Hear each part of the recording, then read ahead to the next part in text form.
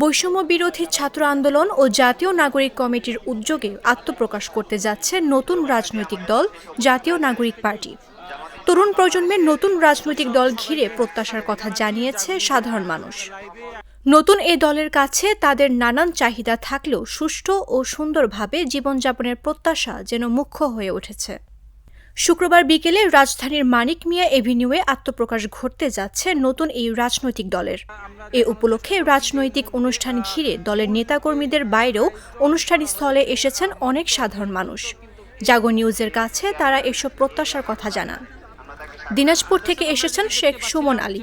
জাগো নিউজকে তিনি বলেন, আমরা সাধারণ মানুষ যেসব অধিকার থেকে বঞ্চিত হয়েছি, আমাদের সেই বঞ্চিত অধিকার এই তরুণ প্রজন্ম ফিরিয়ে দেবে। আমরা যেন সুন্দরভাবে জীবনযাপন করে বেঁচে থাকতে পারি। তরুণ প্রজন্মের কাছে এটাই চাওয়া। অ্যাডভোকেট মিনহাজুল হকও এসেছেন দিনাজপুর থেকে। জাগো নিউজকে তিনি বলেন, আমি এসেছি কালের সাক্ষী হতে।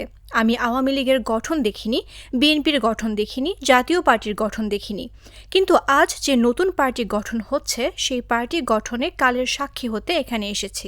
যারা দল গঠন করছেন তারা দেশ ও মানুষের জন্য ডেডিকেটেড হবেন, মানুষের প্রত্যাশা পূরণ করবেন, এটাই চাওয়া।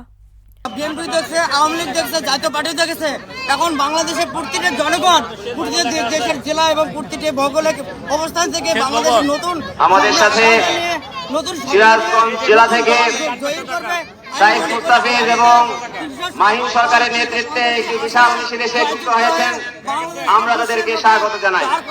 এটা আমি ব্যক্ত করতে পারি এবং আশাবাদী রাখতে পারি।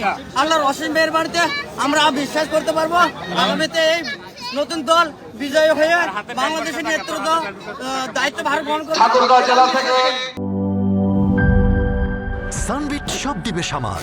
সানবিট ম্যাজিক প্রেস ডিশওয়াশিং এর মাথা ঘোরানো সলিউশন।